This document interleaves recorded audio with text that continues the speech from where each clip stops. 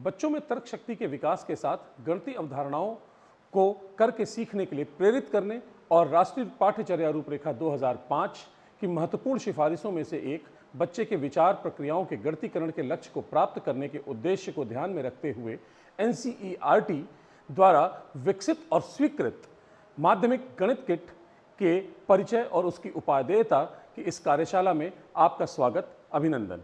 इस किट की सबसे खास बात यह है कि हम इस किट को कहीं भी बहुत आसानी के साथ लेकर जा सकते हैं और बहुत सुगमता और सरलता के साथ हम इसके साथ में बहुत सी गतिविधियों को निष्पादित कर सकते हैं।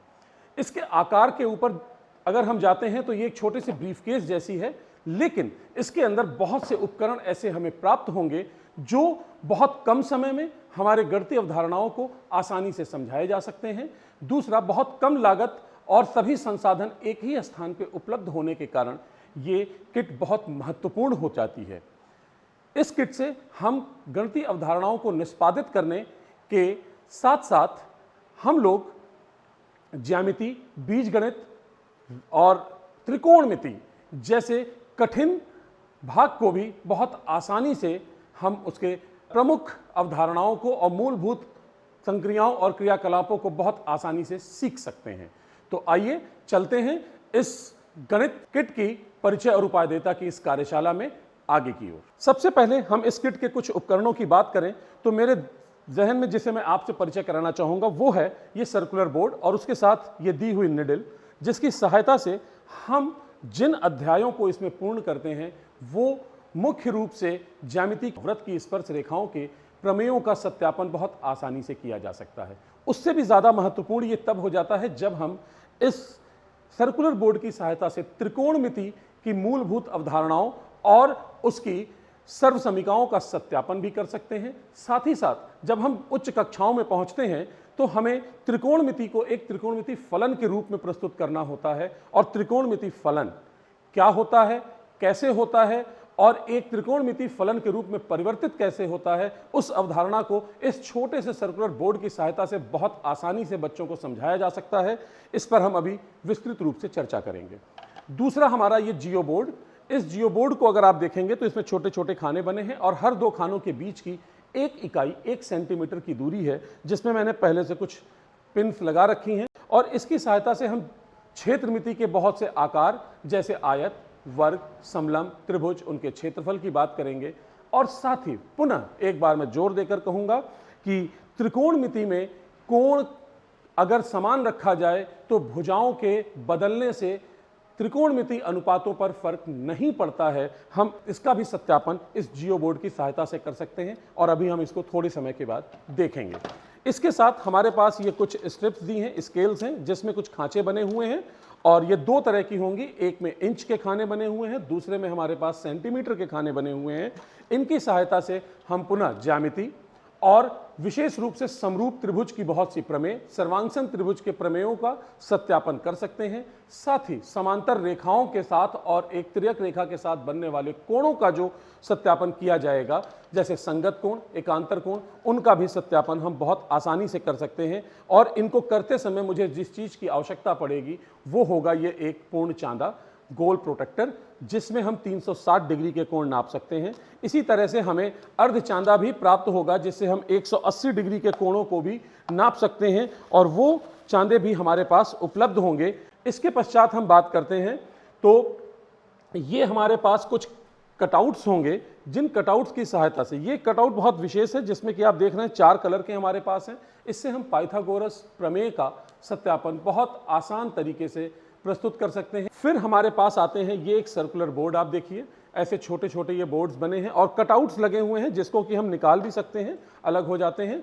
और ये कुछ खाने होंगे जो 3 खानों में हैं, 4 खानों में कटे हुए हैं, उसके बाद 2 खानों में भी हैं, 4 में हैं, 6 में हैं, 8 में हैं, 16 में हैं और इनकी सहायता से हम अलग अलग त्रिज्यखंड और वृत्त के क्षेत्रफल की बात प्राप्त करने के लिए करेंगे, जिसका प्रयोग हम लोग क्षेत्रमिति और सभी में करते हैं। इसके बाद ये एक कटआउट हमारे पास दिया हुआ है जिसके साथ ये एक घनाकार है, क्यूब, और इस घन के अंदर आप देखेंगे तो ये एक अर्ध गोला लगा हुआ है जिसको आप लगा सकते हैं। इसी तरह से एक सिलेंडर लगा हुआ है जिसको कि हम इसमें लगा सकते हैं। इसी तरह से एक ये घनाभ लगा हुआ है और ये एक शंकु लगा हुआ है। आप इनको लगाकर ये बता सकते हैं कि कितने पृष्ठ होते हैं, इन पृष्ठों का क्षेत्रफल कैसे निकाला जाएगा, इसके ऊपर भी हम लोग चर्चा करेंगे। तो आइए सबसे पहले हम प्रारंभ करते हैं इस सर्कुलर बोर्ड के साथ। त्रिकोणमिति के अनुपातों को कैसे समझाया जाए, त्रिकोणमिति सर्वसमीकाओं को कैसे समझाया जाए, और साथ ही साथ त्रिकोणमिति के संबद्ध कोणों के अनुपातों को हम किस प्रकार निकालेंगे, इसके ऊपर बात करेंगे। देखिए, ये निडल है, आप इस कंपास निडल को यहां लगा दें और आप इस सर्कुलर बोर्ड को देखेंगे तो यहां एक्स एक्सिस बना होगा, यहां वाई एक्सिस बना होगा और बीच में एक गोल चांदा इसके ऊपर बना हुआ है। आप इस निडल को कहीं भी लगा दें और जैसे मैंने यहां लगा दिया, तो जिस जगह पर यह वृत्त के ऊपर होगा उसको बिंदु P मानते हुए आप एक सेट स्क्वायर की सहायता से आप एक लंब को यहां निर्धारित कर लें और एकदम बराबर ले आइए। जैसे ही ये लंब हमने इसके ऊपर निर्धारित कर लिया कि ये लंब है, और यहां से आप कोण को नाप सकते हैं कि ये कोण कितने का है। जैसे हम यहां देख रहे हैं कि ये कोण 30 डिग्री का है। अब आप इसको ऐसे ही छोड़ के इस सेट स्क्वायर को हटा दें और उसकी जगह पर एक स्केल को लगा देंगे और हम आसानी से अब इस दूरी को नाप सकते हैं कि ये कितने सेंटीमीटर की लंबाई होगी। ये लंब होगा, ये वाली जो लंबाई होगी ये आधार होगी और ये हमारा कर्ण हो जाएगा। आधार, लंब और कर्ण, इन तीनों के अनुपात से इस कोण के लिए, ये कोण आप 30 डिग्री पे सेट करें, 35 पे करें, 40 पे करें, किसी भी कोण के लिए इस अनुपात को अगर हम निकालना शुरू करेंगे तो साइन थीटा लंब बटे कर्ण, कॉस थीटा आधार बटे कर्ण, टेन थीटा लंब बटे आधार, इसकी अवधारणा को हम आसानी से बता सकते हैं। जैसे यहां पर इस समय अगर हम देखें तो ये सेंटीमीटर में अगर हम बात करेंगे तो ये सेंटीमीटर में हमें करीब 5 सेंटीमीटर की दूरी दिख रही है इस जगह से। ये देखिए, मैं आपको दिखाता हूं, ये, और ये आपको मिल रहा है 5 सेंटीमीटर, 6 सेंटीमीटर के पास, और ये वाली लंबाई आपकी करीब 8 सेंटीमीटर है। इन दोनों को हम लोग, और ये लंबाई आप यहां से देख सकते हैं कि ये हमारी जो त्रिज्या होगी वो इसके बराबर होगी और ये 10 सेंटीमीटर की चल रही है। इसके आधार पर हम लोग इसको आसानी से नाप सकते हैं। तो हमारे 3 भुजाएं निकलेंगी, लंब, आधार और कर्ण। Sine theta, cos theta, tan theta, सारे अनुपात हमारे पास हैं। बच्चा आसानी से उनके अनुपातों को गिन सकता है। जब ये अनुपात हम गिन लेते हैं तो साइन थीटा का वर्ग कर लें, कॉस थीटा का वर्ग कर लें, दोनों को जोड़ के देखेंगे तो वो 1 आएगा। लेकिन आप इतने पे मत रुकें, आप कोण के मान को बदलते हुए हर बार बच्चे को अलग अलग करते हुए दिखाएंगे तो वो आसानी से ही देख पाएगा कि किसी भी कोण के लिए sine square theta plus cos square theta का मान 1 आ रहा है, अर्थात ये एक सर्वसमीका है, समीकरण नहीं है। और आप सर्वसमीका और समीकरण के बीच के अंतर को स्पष्ट कर पाएंगे। आगे हम बात करते हैं तो इसी के साथ अगर हम लोग इसके साथ एक एंगल की बात करने लगे, जैसे हमने 30 डिग्री की बात की। अब जैसे ये बिंदु P है, हमें सबसे मुश्किल तब आती है जब हम ये बात करते हैं कि साइन 0 का मान 0 होता है। कैसे दिखाएंगे आप साइन 0 का मान 0 है? अगर हम लोग यहां से, अब देखिए मैंने ये सेट स्क्वायर लगा लिया और ये सेट स्क्वायर हमारा यहां से लगा हुआ है और ये हमारा लंब है। अब इस बिंदु को मैं धीरे धीरे पीछे करता जाऊंगा, नीचे की तरफ इस निडल को घुमाता चलूंगा, तो एक समय ऐसा आएगा कि हर बार हमारे इस लंब की लंबाई कम होती चल रही है और एक समय ऐसा आ जाएगा कि ये नीचे आते आते आते आते 0 के बराबर हो जाएगी। जिस समय ये लंब 0 हो जाएगा उस समय आप बताएंगे लंब बटे कर्ण का अनुपात 0/10 जो आप निकाल रहे थे वो 0 है, अर्थात साइन 0 का मान 0 हो जाएगा। इस तरह से हम ये सत्यापित कर सकेंगे कि साइन 0 का मान 0 आता है। और क्योंकि आधार और कर्ण एक दूसरे के ऊपर संपाती हो गए हैं इसलिए कॉस 0 का मान 1 हो जाएगा। ये भी हम बहुत आसानी से बता पाएंगे। तो ये एक चीज आ जाती है। इसके साथ ये माध्यमिक स्तर के साथ तो हम ये बात कर रहे हैं, लेकिन अगर हम लोग उच्च कक्षाओं में जाते हैं और इस बिंदु P को आगे बढ़ाते रहें, जैसे ये बिंदु P हमारा यहाँ पे है, यहाँ पे है, यहाँ पे है, यहाँ पे है, तो बहुत आराम से आप देख रहे होंगे कि ये हमारे 4 चतुर्दांश बने हुए हैं। इस पहले चतुर्दांश में x अक्ष भी धनात्मक है, y अक्ष भी धनात्मक है। इन दोनों के धनात्मक होने से, और ये हमारा जो कर्ण त्रिज्या ये भी धनात्मक है, इन तीनों का अनुपात धनात्मक है। अर्थात पहले चतुर्दांश 0 से 90 डिग्री के किसी भी कोण के लिए कोई भी त्रिकोणमिति अनुपात यदि हम ज्ञात करेंगे तो वो धनात्मक होगा। लेकिन अगर कोण को हम बढ़ाते हुए 90 और 180 के बीच में ले जाएंगे तो वो कोण दूसरे चतुर्दांश में स्थित होगा और उस समय पर हम ये देखेंगे कि x अक्ष पे जो मान होंगे वो ऋणात्मक होंगे माइनस, लेकिन y अक्ष प्लस में होगा और हमारा कर्ण जो होगा वो धनात्मक है। अर्थात लंब और कर्ण के अनुपात अर्थात साइन और कोसेक, इन दोनों की अगर हम बात करते हैं तो वो दोनों धनात्मक हो जाएंगे।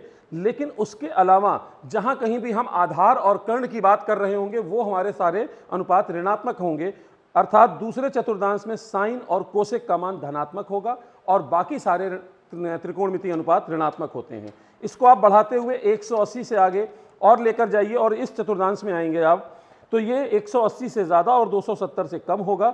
और यहां पर आप जब देखेंगे तो आप बता सकेंगे कि यहां पर लंब और आधार दोनों ही हमारे ऋणात्मक हैं, अर्थात लंब और आधार का अनुपात तो धनात्मक हो जाएगा क्योंकि दोनों ऋणात्मक थे, लेकिन कर्ण के साथ उन दोनों के अनुपात ऋणात्मक होने लगेंगे। इसलिए इस चतुर्थांश में tan और cot का मान धनात्मक निकलेगा, शेष ऋणात्मक। और जब इसको बढ़ाते हुए हम चौथे चतुर्थांश में पहुंचेंगे तो x प्लस में होगा, y माइनस में होगा, अर्थात आधार तो प्लस में होगा, लंब माइनस में होगा और कर्ण धनात्मक होगा। तो आधार और कर्ण मतलब cos और sec की बात करेंगे तो वो धनात्मक निकलेंगे और बाकी शेष आपके ऋणात्मक होंगे। क्या साबित कर दिया हमने कि पहले चतुर्थांश में सारे त्रिकोणमितीय अनुपात धनात्मक, दूसरे में साइन और कोसेक, तीसरे में tan और cot और चौथे में cos और sec। मतलब जो हम लोग कक्षा 11 और 12 में ये चीज बताते हैं त्रिकोणमिति में कि all sine tan cos ASTC rule, जिसे आप आफ्टर स्कूल टू कॉलेज या एड शुगर टू कॉफी के नाम से भी बताते हैं, वो रूल भी यहां सत्यापित करके आसानी से दिखाया जा सका। इसके साथ साथ आप इसमें एक चीज ये बता सकते हैं 90 minus theta, 90 plus theta, 180 minus theta, 180 plus theta, 270 minus theta, 270 plus theta, 360 minus theta और 360 प्लस थीटा, इन सभी कोणों के त्रिकोणमिति अनुपातों को भी इसके साथ बहुत आसानी से समझा जा सकता है।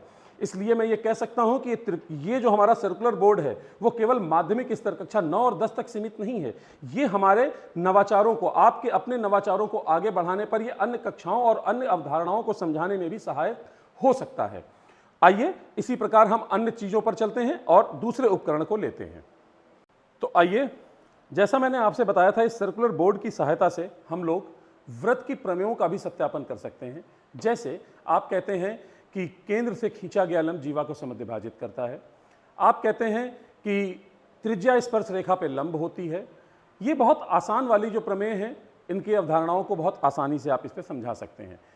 जैसा कि आप जानते हैं कि कुछ प्रमेय होती हैं, जैसे केंद्र पे बना कोण एकांतर वृत्तखंड में बने कोण का दुगना होता है। जब इसका सत्यापन करने की बात आती है तो बच्चों को यह समझ में नहीं आता है कि एकांतर वृत्तखंड का अर्थ क्या है। आप यहां से उसे बता सकते हैं और तब जब बच्चा इसको यहां से कर लेगा तो प्रश्नों को अनुप्रयोग करते समय इस प्रमेय का उसे बहुत आसानी होगी। तो आइए देखिए, मैंने कुछ सेटअप लगाए हैं।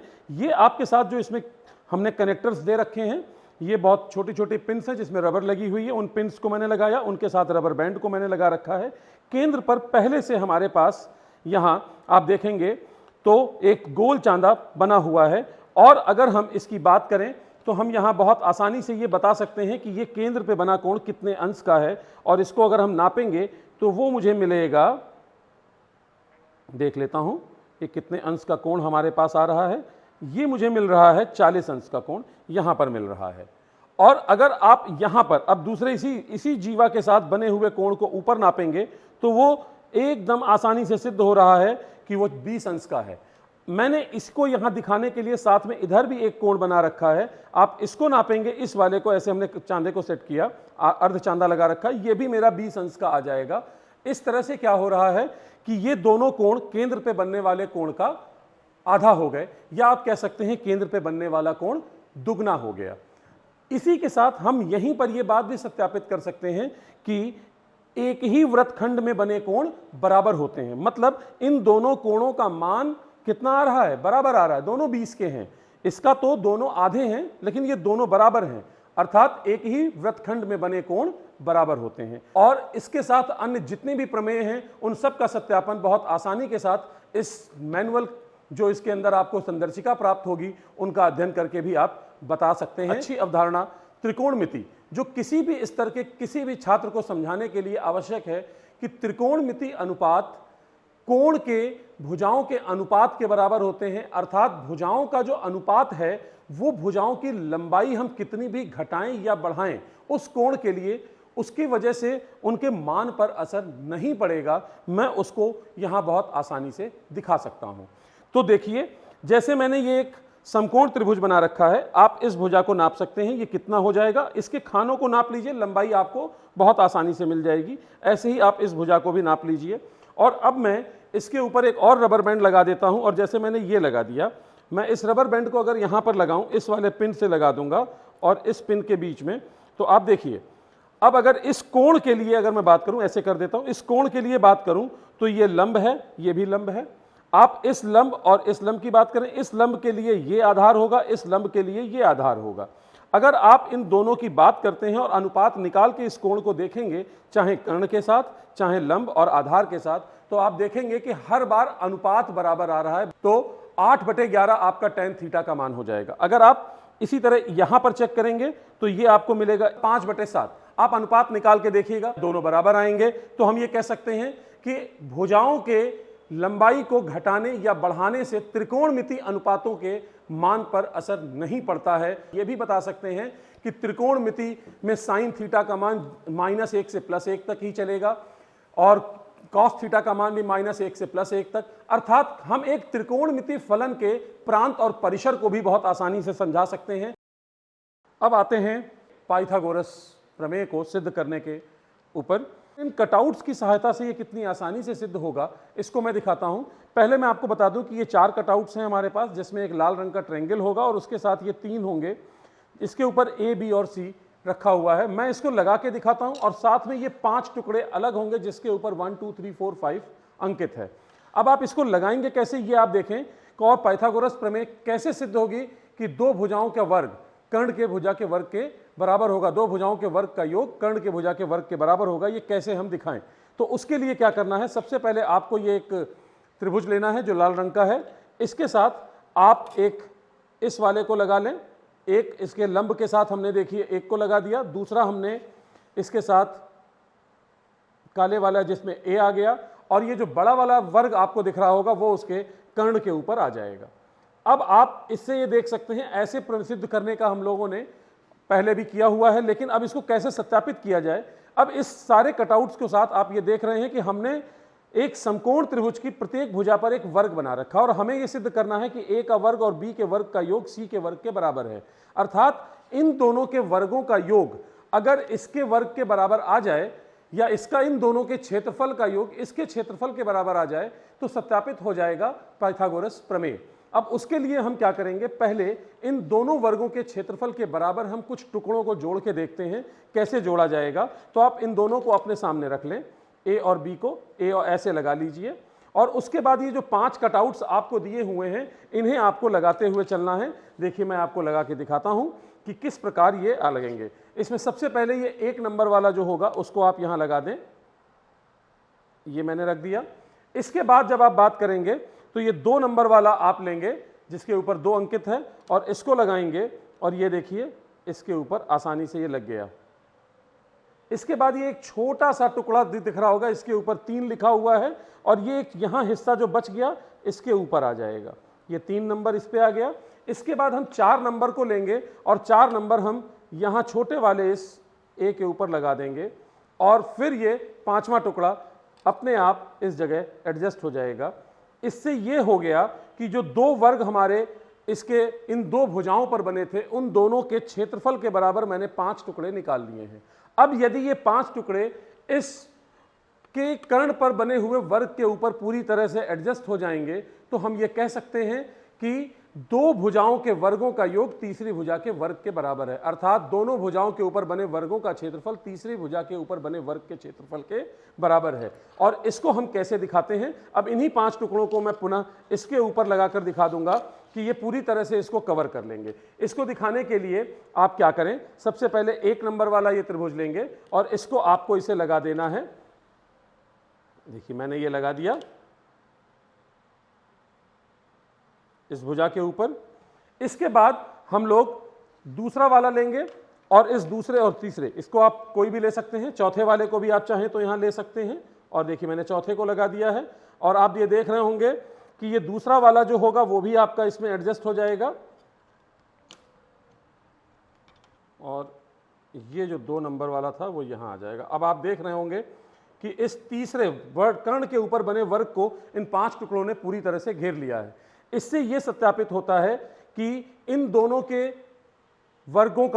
वर्गों के क्षेत्रफल का योग इस तीसरे वाले क्षेत्रफल के योग के बराबर है, जो बहुत आसानी से हम इसको सत्यापित कर पाए, अर्थात a square plus B square बराबर c स्क्वायर, और यही पाइथागोरस प्रमेय है। अब पढ़ते हैं अपने अगली गतिविधि की ओर। इसमें से एक गतिविधि की हम बात करेंगे, जैसे कि आप समरूप त्रिभुज में आते हैं, कक्षा 10 में हमारे यहाँ आता है। समरूप त्रिभुज की प्रमेय है आधारभूत आनुपातिकता प्रमेय, बेसिक प्रोपोर्शनलिटी थ्योरम। उसी के साथ जुड़ा हुआ आपका मिल जाता है मिड पॉइंट थ्योरम, मध्य बिंदु प्रमेय। उन सब का सत्यापन हम बहुत आसानी से कर सकते हैं। तो मैंने एक ये पूरा सेटअप लगाया, एक त्रिभुज बनाया और ये बनाया। अब आप इसमें इन दो समांतर रेखाओं के बीच में ये दूरी नाप लीजिए, ये वाली दूरी मैंने नापी, उसके बाद ये दूरी नापिए, ये दूरी नापिए और ये दूरी नापिए। अगर मैं इसको क्रम से नाम दे दूं, इसको ए कह दूं, इसको बी और इसको सी, तो मेरा बड़ा वाला त्रिभुज ए बी सी, छोटा त्रिभुज इसको डी और इसको ई कर दूं, और ये रेखा, ये वाली स्केल इसके समांतर है, उसके लिए मैंने यहाँ पर लगा रखे हैं दो आधे चांदे। इन दोनों से आप देख लें कि ये दोनों कोण 60 पे मैंने जैसे लगा दिए, तो ये दोनों समांतर रेखाएं हो जाएंगी। अब इस दशा में अगर हम इन दो भुजाओं का अनुपात निकालें, अर्थात AD और DB, इसी तरह से AE और EC, तो ये अनुपात बराबर आएंगे। इसका मतलब ये हुआ कि त्रिभुज को अगर कोई रेखा, समांतर रेखा किसी एक भुजा के समांतर खींची जाती है, तो वो शेष दो भुजाओं को समान अनुपात में काटती है, और ये सिद्ध हो जाएगा। तो ये हमने आधारभूत अनुपातिकता प्रमेय दिखाई। अगर आप इसका उल्टा भी करते हैं कि अगर हम ये प्रमेय के अनुपातों को समान रखते हैं, उस दशा के बाद हम इस कोण को नापें, तो वो कोण समान आएगा, अर्थात कि ये दोनों रेखाएं समांतर हैं, क्योंकि ये दोनों कैसे कोण हैं? संगत कोण हैं। तो इससे हम ये सिद्ध कर देंगे कि आधारभूत अनुपातिकता प्रमेय भी सिद्ध होगी और उसका विलोम भी, प्रतिलोम भी सिद्ध होगा। हमारे पास इसी तरह की कुछ प्रतिबंध हैं। जैसे देखिए, मैंने दो स्केल्स और एक तिर्यक रेखा मैंने ले ली, और ये मैंने दो समांतर रेखाएं लगा रखी हैं। ये मेरी दो समांतर रेखाएं हो गई और ये मेरी तिर्यक रेखा हो गई। अब आप ये बता सकते हैं कि ये पूरा हिस्सा 8 हिस्सों में बट चुका है। मतलब स्केल, इस वाली स्केल और इस वाली स्केल के बीच का एक हिस्सा, ये दूसरा हिस्सा 2, ये 3, ये 4, ये 4 कोण यहाँ बन जाएंगे। ऐसे ही ये वाला 5, ये 6, ये 7 और ये 8। इन कोणों को अगर हम नाप के दिखाते हैं, जैसे मैं इस वाले कोण को नापूं और इस वाले कोण को नापूं, तो ये दोनों कोण समांतर आएंगे, बराबर आएंगे, अर्थात ये दोनों कोण क्या हो गए? एकांतर कोण हो गए। तो ये वाला आप उपकरण इस तरह से तैयार करके भी बता सकते हैं। साथ में आप विभिन्न तरह के कोणों का प्रयोग भी इसके साथ बता सकते हैं, कोणों के प्रकार भी बता सकते हैं, और ये सारी चीज़ें बहुत आसान तरीके से, बहुत सुगमता के साथ छात्रों के सम्मुख प्रस्तुत की जा सकती हैं। और ये कटआउट्स आप देखेंगे हमारे पास जो गोल वाले हैं, ये बहुत तरह के हैं, जिसके ऊपर कुछ में A लिखा है, कुछ में B लिखा है, कुछ में C, कुछ में D, कुछ में E लिखा हुआ है। जैसे A लिखे हुए हमारे जो कटआउट्स होंगे, वो 4 मैंने अलग कर लिए। अगर इनको आप जोड़ेंगे तो ये एक वृत्त का रूप ले लेंगे। देखिए, ये ऐसे मैंने जोड़ लिया, ये हमारे एक वृत्त के रूप में हो जाएंगे। और इसके हमने चारों टुकड़ों को, जब हम वृत्त का क्षेत्रफल निकालेंगे, ऐसे ही आप 4 वाले को ले, 4 से 6 वाले पे जाए, 6 से 12, 12 से 16, ये सब अगर आप जोड़ेंगे, और इनको जोड़ के दिखाने का तरीका केवल हमें रखना होगा। तो हम कैसे रख लें? जैसे मैंने ये ले लिया, इसके साथ मैंने इस वाले को जोड़ लिया इस तरह से, और फिर इसके बाद मैंने इस वाले को जोड़ दिया ऐसे, और फिर मैं इस वाले को ऐसे जोड़ दूं, तो ये एक समांतर चतुर्भुज का रूप लेने लगेंगे। जितने ज़्यादा टुकड़े आप करेंगे, उतना ज़्यादा समांतर चतुर्भुज आपको इस क्लियर रूप में दिखेगा। और समांतर चतुर्भुज का जो क्षेत्रफल होता है, वो एक आधार की लंबाई गुणे उनके समांतर भुजाओं के बीच की लंबवत दूरी का होता है। और उस आधार पर हम ये सिद्ध कर पाएंगे कि इन वृत्तों का क्षेत्रफल πr² होता है। और एक बार फिर हम अपने इस सर्कुलर बोर्ड के साथ तैयार हैं, जहां पे हम इस अवधारणा को समझने का प्रयास करेंगे कि त्रिकोणमिति में साइन का मान कहां से कहां तक जाता है। हम उसके प्रांत और परिसर की बात करें, तो साइन x जब एक फलन के रूप में हम कक्षा 11, 12 में प्रयोग करते हैं और कैलकुलस आदि में भी प्रयास करते हैं, तब हम ये बताते हैं कि उसका प्रांत जो है वो एक वास्तविक संख्याओं का समुच्चय है। कैसे सिद्ध करेंगे? देखिए, ये निडल अगर मैं घुमाऊं, तो ये निडल जहां भी आप घुमाते जाएंगे और हर समय कोई ना कोई कोण ये निडल इस केंद्र पर बनाती रहेगी। एक पूरे कोण चक्कर के बाद अगर मैं इसको ऐसे ही घुमाता घुमाता आगे भी लेके चला जाऊं तो ये 360 के बाद भी कोण बनते रहेंगे। अर्थात मैं जितने भी कोण चाहूं उतने कोण बना सकता हूं और हर कोण के लिए हर बार मेरे पास एक लंब होगा और एक कर्ण होगा, तो साइन का मान निकलेगा, कॉस का मान निकलेगा, टैन का मान निकलेगा। अर्थात मैं ये सिद्ध कर पा रहा हूं कि साइन, टैन और कॉस इनके अगर हम प्रांत निकालना चाहें तो निकाल सकते हैं। लेकिन अगर मैं इसके बाद अब बात करता हूं कि इसके मान कहां से कहां तक होगा, तो देखिए जब हम यहां पर होंगे 0 डिग्री पर होंगे उस समय पर लंब की कोई लंबाई नहीं है, जैसा मैं पहले भी बता चुका था, लंब नहीं है, अर्थात साइन 0 का मान 0 है। जब आप इसको बढ़ाते हुए आगे आएंगे और 90 पर आएंगे उस समय आधार इसका 0 हो चुका होगा, लेकिन लंब जो है वो कर्ण के बराबर है। अगर मैं यहां पे साइन 90 के मान की बात करूंगा तो वो लंब बटे कर्ण करेंगे और क्योंकि दोनों बराबर हैं इसलिए 1 हो जाएगा। लेकिन इसी समय पर आधार 0 हो चुका है, ये यहां से आधार था, ये आधार कम होता जा रहा है, हर बार कम होता जा रहा है और ये होते होते 0 हो गया, तो कॉस का मान यहां पर 0 हो जाएगा। इसको अगर मैं घुमाते हुए यहां लेके जाऊंगा तो मुझे साइन का मान फिर 0 मिलेगा और मैं यहां आऊंगा तो अब ये फिर से जो लंब होगा वो हमारा कर्ण के बराबर होगा। लेकिन क्योंकि y अक्ष माइनस वाला प्रयोग हो रहा है इसलिए यहां पर कोई भी बिंदु अगर मैं लेता हूं तो उसका y निर्देशांक माइनस होगा और इस दशा में जो साइन 270 का मान निकलेगा वो फिर से -1 आएगा।